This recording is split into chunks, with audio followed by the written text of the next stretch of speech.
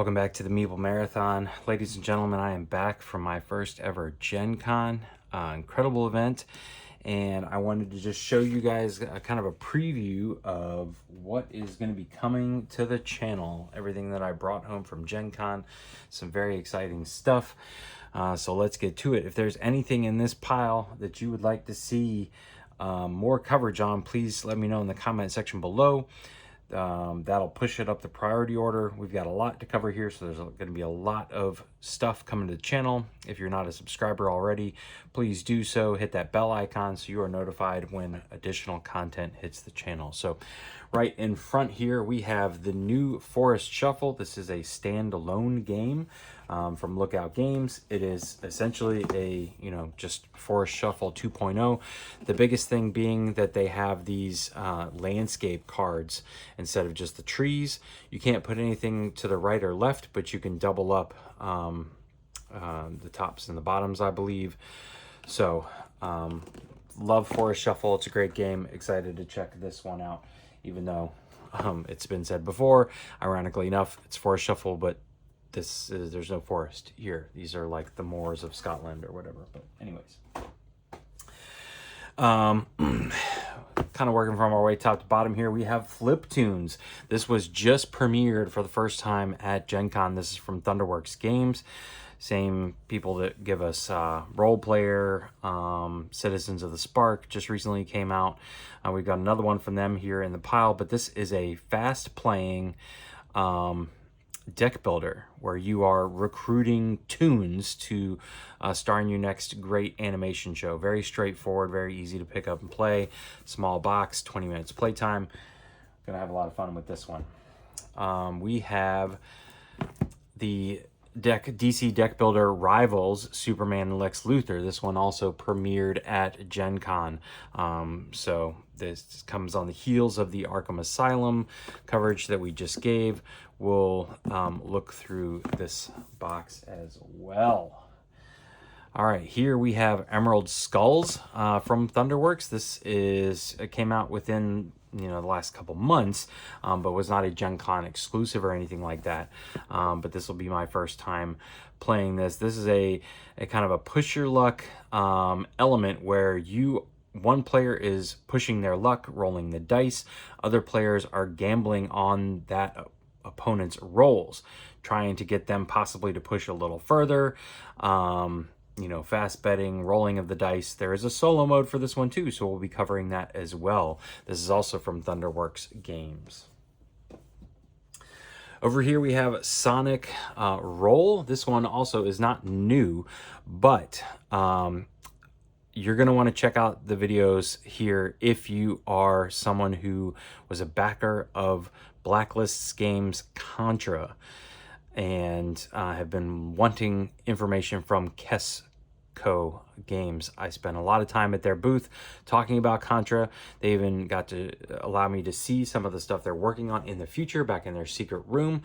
They gave me this to check out because this and Contra are not the only retro games that they have in kind of the queue. So very exciting stuff coming from Kesco.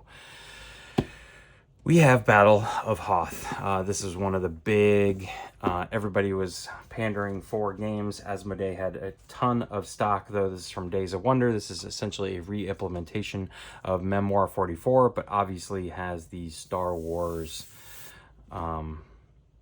theme to it. So very excited to play this one. This one is obviously a head-to-head, but you can play teams. But one person obviously is playing the Imperials. One person's playing the Rebels.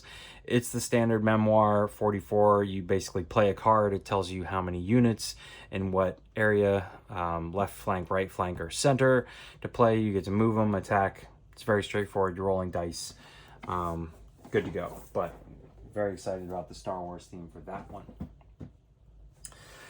We have here the just released, I'm not sure if this was a Gen Con release or not, but this is a Final Girl scenario.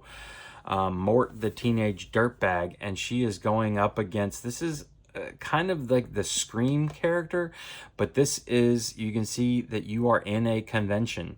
Mort here is kind of cosplaying, acting like he's a cosplayer, and he's hunting you down within the convention. So they had another one that they had just released too that was kind of a Five Nights at Freddy's theme. I'm not as big on that theme. I really liked the look of this one. This is also them debuting their boxes that are the premier boxes. So they're starting to come out more and more with these standalone boxes where the miniatures are in this box. So included in this box, you can see here, where is it? Yeah, 14 miniatures just in this box alone. So very excited to check that one out. We have a couple new promos. These are not necessarily new from Rolling Realms, but these, I can't find these as easily. And so I probably should have bought more, but these are two of my, just favorite games, period. Sleeping Gods from Ryan Lockett and Dice Throne. Obviously very excited to check these out in Rolling Realms. So we'll take a look at those one day. We also have a promo pack here that we'll open up when we open the Rivals. Whew. We have a Doomlings box here. I'm not going to open it up now, but this is their just released premier storage box for Doomlings. This thing is wooden. Actually had this shipped instead of carrying it back on the plane.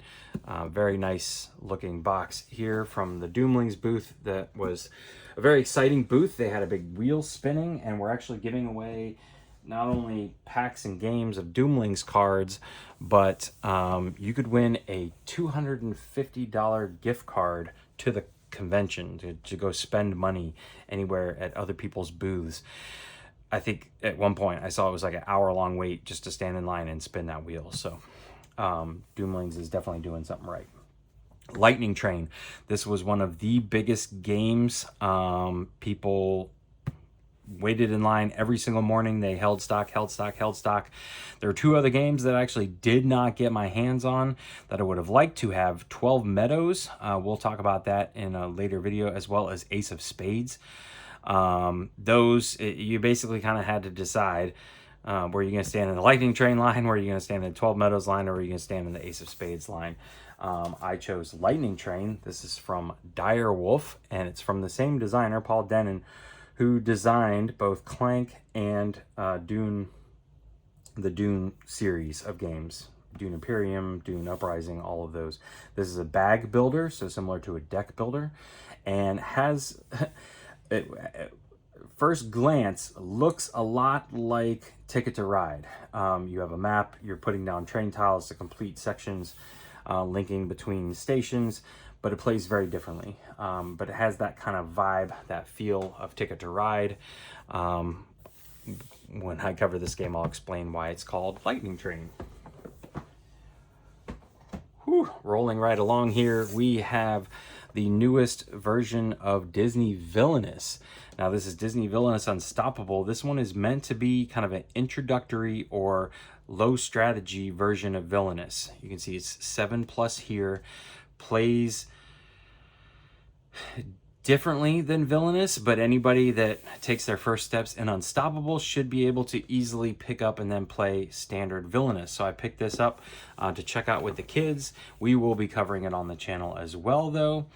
It will be interesting to see, because I've covered on the channel how to play Disney Villainous solo. That's an unofficial variant from BGG, but it'll be interesting to see if this one has the ability to be played solo or not.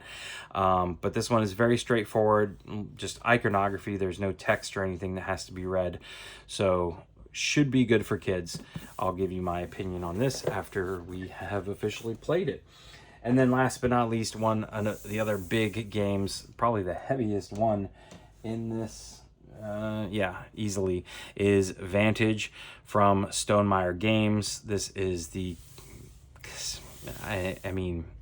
open world, lots of choices. There's storybooks in here, tons of cards, has a little bit of Seventh Continent, Seventh Citadel to it. So, we'll be covering this on the channel. This, again, just came out right before Gen Con, but a lot of people were clamoring for this one as well.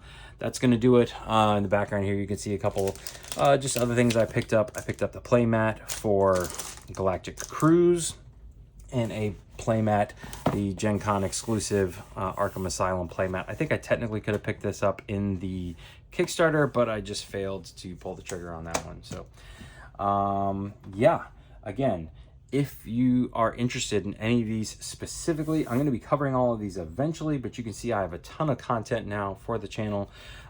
If any of this is more interesting to you than the others, please let me know in the comments, and I'll try to get those to those games sooner rather than later. Otherwise, thanks for watching. Have a great day.